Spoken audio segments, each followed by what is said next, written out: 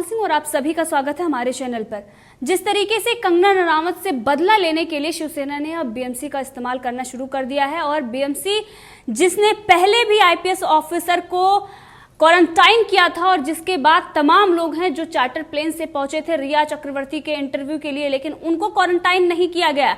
अब कंगना रनावत और संजय राउत की जो बयानबाजी हो रही है, जिस तरीके से उनको वो धमका रहे थे, अब उसके बदले कंगना रनावत के ऑफिस पर अटैक किया गया है। तो शिवसेना इतनी नीचे तक गिरेगी इसका भी हमें भी अंदाजा नहीं था, लेकिन लगातार इस पर देश का सपोर्ट कंगना रनावत को मिल रहा है। और इसी विषय पर चर्चा के लिए हमारे साथ हैं जनसंख्या समाधान फाउंडेशन की संस्थापक और राष्ट्रीय अध्यक्ष सावित्री चौधरी जी। मैम, आपका बहुत बहुत धन्यवाद हमारे चैनल पर आने के लिए। मैम, जिस तरीके से कंगना रनावत को डराया धमकाया जा रहा था, उसके बाद उन्होंने खुली चुनौती दी कि वो 9 सितंबर को मुंबई आ रही हैं। अब उनके पहुंचने से पहले ही उनको सुरक्षा भी दे दी गई, गृह मंत्रालय की तरफ से वाई कैटेगरी की उनको सुरक्षा दी गई है। लेकिन जिस तरीके से शिवसेना अपने बदले की वहां पर भावना से कंगना रनावत पर जो उनके ऑफिस पर अटैक हो रहे हैं, बीएमसी का इस्तेमाल किया जा रहा है, आप इस पर क्या कहेंगे? और वहीं पर कंगना रनावत के लिए देखिए, वो एक बहादुर शेरनी है जी। और उसका इन लोगों से कुछ नहीं बिगड़ने वाला, चाहे बॉम्बे पुलिस हो, चाहे जो है आपके संजय राउत हो, या जो है आपके ये गृह मंत्री हो, ये कुछ नहीं बिगाड़ सकते। ये केवल और केवल अपनी इमेज को खराब कर रहे हैं। देखिए, उन्होंने कंगना रनौत ने कुछ भी गलत नहीं कहा है, उन्होंने पीओके कहा, इन लोगों ने कहलवाया ना, ये उल्टे सीधे, क्योंकि आप महाराष्ट्र में ना आइए अगर आपको डर लगता है। अरे, जब नसरुद्दीन शाह को डर लगता था तब उनको क्यों नहीं बोला आपने? आज अगर वो बोल रही है तो वो सही बोल रही है, क्योंकि अगर वो इस आवाज को ना उठाती तो जैसे पालघर वाला जो साधुओं का चैप्टर था वो बंद हो गया, ऐसे सुशांत केस भी बंद हो जाता। और सुशांत की देखिए, ये सुसाइड नहीं है, हत्या की गई है, इसलिए क्योंकि और कंगना को पता था, वहां इन सभी लोगों को पता है कि ये सब हो क्या रहा है, वहां कितने सुसाइडों को, कितने उन्होंने मर्डर कर करके उनको सुसाइड बना दिया है। तो देखिए, ये कंगना का इन लोगों से कुछ नहीं बिगड़ने वाला है। अगर उसको, देखिए, हम ये इतना बता देते हैं आपके चैनल के माध्यम से कि अगर उसको हवा ने गलती से भी छू लिया ना, तो इस देश में भयानक क्या भयावह स्थिति पैदा हो जाएगी, क्योंकि वो एक शक्तिपुंज है और वो महिलाओं की शान है। तो देखिए, ऐसे इन सब करने से ये जो इनकी बीएमसी थी, ये सब पहले कहां चली गई थी? ये तो अब बदले की भावना से कर रहे हैं ना, पहले से इन्होंने क्यों नहीं किया? तो देखिए, इन पर कुछ नहीं बिगड़ने वाला जी। कंगना रनावत ने जो कुछ भी कहा महाराष्ट्र सरकार के बारे में, क्योंकि महाराष्ट्र सरकार वहां पर काम नहीं कर रही है। हमने देखा, कोरोना हो या फिर पालघर का मुद्दा हो या फिर सुशांत सिंह राजपूत मामले में जिस तरीके से लापरवाही, मुंबई पुलिस जो चार्जशीट दायर नहीं कर पाई पालघर के घटना में, मुंबई पुलिस जो सुशांत सिंह राजपूत मामले में एक भी गिरफ्तारी नहीं कर पाई, अब जो सीबीआई जांच कर रही है और चीजें सामने आ रही हैं, इस पर इनकी बौखलाहट है। और कंगना रनावत को ये कह रहे हैं कि उन्होंने छोटा पाकिस्तान पीओके से तुलना की। उन्होंने छोटा पाकिस्तान कहा ही नहीं, पीओके से तुलना इसलिए की क्योंकि सत्ता वहां की खराब है। हम सत्ता की निंदा करेंगे, लेकिन पीओके भारत का अभिन्न हिस्सा था, है और रहेगा, और जल्द ही भारत में वो शामिल होगा।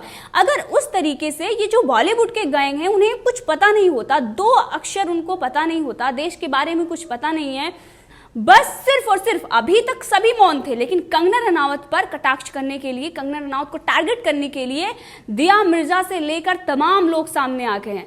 अब उनके खिलाफ मोर्चा खोल दिया गया है। बीएमसी भी अब कार्य में आ गई है। इससे पहले कहां सो रही थी हमें नहीं पता।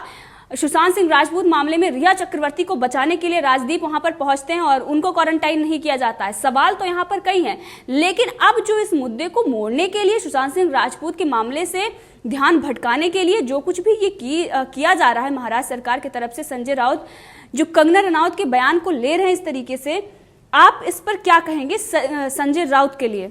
देखिए, संजय राउत ये तो शुरू से ही चाहते थे कि ये सीबीआई को केस ना जाए। ये हमेशा से कहते चले आए कि नहीं, हमारी पुलिस कर रही है, पुलिस करे। वहां मुंबई पुलिस ने कुछ भी नहीं किया है और देखिए, सारे सबूतों को और इन्होंने खत्म कर दिया है। वहां जब उनकी बहन पहुंची, सुशांत की बहन पहुंची, पुलिस के पहुंचने से पहले ही वो 10 मिनट के अंदर नीचे भी उतार ली गई बॉडी, सारा पुलिस ने टंगा हुआ तो देखा नहीं ना, आपने वीडियो तक नहीं बनाई, आपने फोटो तक नहीं लिया, कैसे हैंग किया है? तो ये देखिए, यहां शक तो पैदा पहले से ही था, सबको।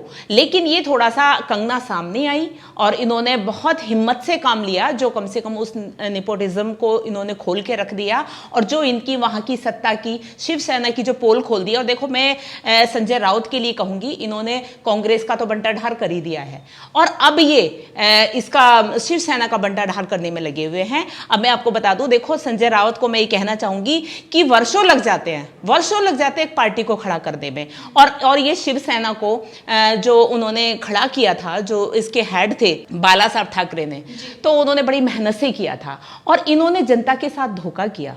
देखिए, अभी एक इनका बयान आया था आपके उद्धव ठाकरे जी का कि मुझे दुबई से धमकियां आ रही हैं। अरे आपको मरे मराए को कौन मारेगा? आप तो खुद ही मर चुके हैं। आप तो उसी दिन मर चुके थे जिस दिन आप एक कुर्सी के लिए कांग्रेस के कदमों में जाके लेट गए थे। आपको कौन मारेगा? अरे आपने जनता के साथ कितना बड़ा धोखा किया है। आपको शिवसेना को वोट मिला था ना, आप उसको लेके कहां चले गए? आपका वहां शिवसेना ही खत्म हो जानी है। देखिए, और ये जो कंगना के साथ कर रहे हैं, जनता अच्छी तरह समझ रही है, जनता की समझ में पूरी तरह से आ रहा है ये सब क्या कर रहे हैं जी। तो कुछ नहीं बिगड़ने वाला जी। वहां पर 3 पार्टियों की सरकार है, गठबंधन की सरकार। एनसीपी के जो गृह मंत्री हैं, पहले दिन से ही सीबीआई के लिए वो विरोध में थे कि सीबीआई ना आए। सुप्रीम कोर्ट तक गई महाराष्ट्र सरकार। कांग्रेस भी वहां पर गठबंधन में है, उसकी भी सरकार है। ये वही कांग्रेस है जो देश में संविधान, लोकतंत्र, अभिव्यक्ति की आजादी के नारे लगाती है, दुहाई देती है, लेकिन वहां पर क्यों मौन है? क्यों कांग्रेस के नेता, क्यों राहुल गांधी, सोनिया गांधी, प्रियंका गांधी वाड्रा सामने क्यों नहीं आती? महिलाओं के सम्मान के लिए प्रियंका गांधी वाड्रा क्यों नहीं आवाज उठा रही हैं? सोनिया गांधी क्यों नहीं सामने आ रही हैं? क्यों वो कंगना रनौत को लेकर उनको सपोर्ट नहीं कर रही हैं? आखिर वो भी महिलाएं। वहीं पर जो बिंदी गैंग है, वैसे तो सारे मुद्दों पर वो सामने आती हैं। जैसे अगर देश में देखती हैं विचारधारा से मेल खा रही है उनके, तो सामने आएंगे। अब जो कोई राष्ट्रभक्त है, देशभक्त है, अगर उसके बारे में इस तरीके से हरामखोर जैसा शब्द प्रयोग किया जाता है, तो क्या उसकी निंदा वो नहीं करेंगी? नहीं, प्रियंका, देखिए, अगर प्रियंका को कोई हरामखोर कहे तो कैसा लगेगा? तो ये ट्रिपल इंजन सरकार जहां जहां है, वहां आप लोग समझ रहे हैं, पूरा देश समझ रहा है कि वहां क्या आतंक बीत रहा है और क्या ये लोग करा रहे हैं, और कांग्रेस मिलकर करा रही है। आतंकवादी हो, चीन हो, पाकिस्तान को हो, इनको कांग्रेस क्यों अच्छी लगती है? कारण क्या है? सबकी समझ में नहीं आ रहा है क्या है? और ये हरामखोर कहने वाला होता कौन है? संजय राउत। चोरों को सभी चोर नजर आते हैं, तू खुद हरामखोर है, और तुम उसको तुड़वा के कर क्या लोगे? कितने ऑफिस ऐसे खड़े हो जाएंगे? आज ही उसमें कमी दिख रही है, जनता की सब समझ में आ रहा है। तुम्हारा वहां बिल्कुल नामो निशान मिट जाना है बॉम्बे के, मुंबई के अंदर। करो आप जितना आपको करना है, लेकिन वो शेरनी नहीं डरने वाली, आपके हाथ नहीं आने वाली। उसके साथ पूरा देश खड़ा है जी। विश्व हिंदू परिषद भी कंगना रनौत को सपोर्ट कर रहा है। कुछ ऐसे अभिनेत्री हैं, शिल्पा शिंदे जैसे, जो भी कंगना रनौत के सपोर्ट में आई हैं। लेकिन अब महाराष्ट्र में जो गठबंधन की खिचड़ी की सरकार चल रही है, जो विकास आघाड़ी की सरकार है, वो ये कह रही है कि विपक्ष को भी अब समर्थन में आना चाहिए अनिल देशमुख के, और कंगना रनौत को महाराष्ट्र में रहने का हक नहीं है। क्या आपको लगता है कि कंगना रनौत को महाराष्ट्र से बाहर निकाल देना चाहिए, उनको हक नहीं है? और अगर है तो नसरुद्दीन शाह और आमिर खान को भी उसके साथ ही देश बाहर करना चाहिए? नहीं, महाराष्ट्र में क्या धारा 370 लगी हुई है कि वहां केवल महाराष्ट्र के लोग ही रह सकते हैं, वहां कोई और नहीं जाएगा? उस महाराष्ट्र के लिए प्रवासियों का बहुत बड़ा योगदान है, उस महाराष्ट्र को बनाने के लिए। ये होते कौन है रोकने के लिए? कंगना को रोक सकते हैं वहां आने के लिए? किसी को भी नहीं रोक सकते ये जी। प्रवासियों की अगर आपने बात की, तो प्रवासियों को लेकर जो बाकी जो प्रदेश की जनता है, जैसे बिहार के और बहुत सारे राज्यों के हैं जो मुंबई जाते हैं, उनको लेकर एक रणनीति बन रही है। अब सामना में ये लिखा गया है कि जब मानसून सत्र होगा तो उसमें इस पर बहस होनी चाहिए। जो बाहर के आउटसाइडर हैं उन पर आलोचना की जानी चाहिए। बिल्कुल। वो कोई अदर कंट्री है क्या? वो इंडिया में नहीं है क्या?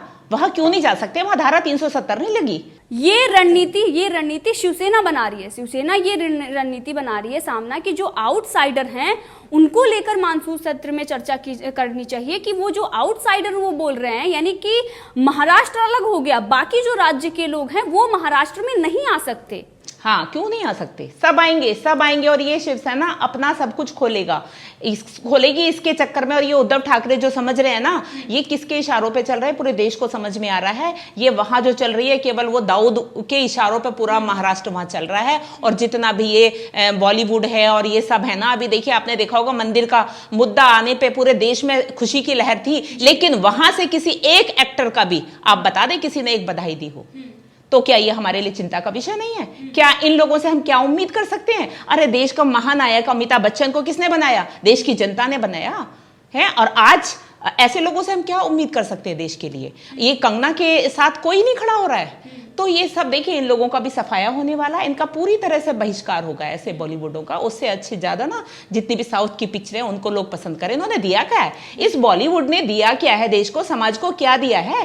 केवल हमारे पूरे समाज को बिगाड़ा है, बच्चों को बिगाड़ा है, और कुछ नहीं किया है।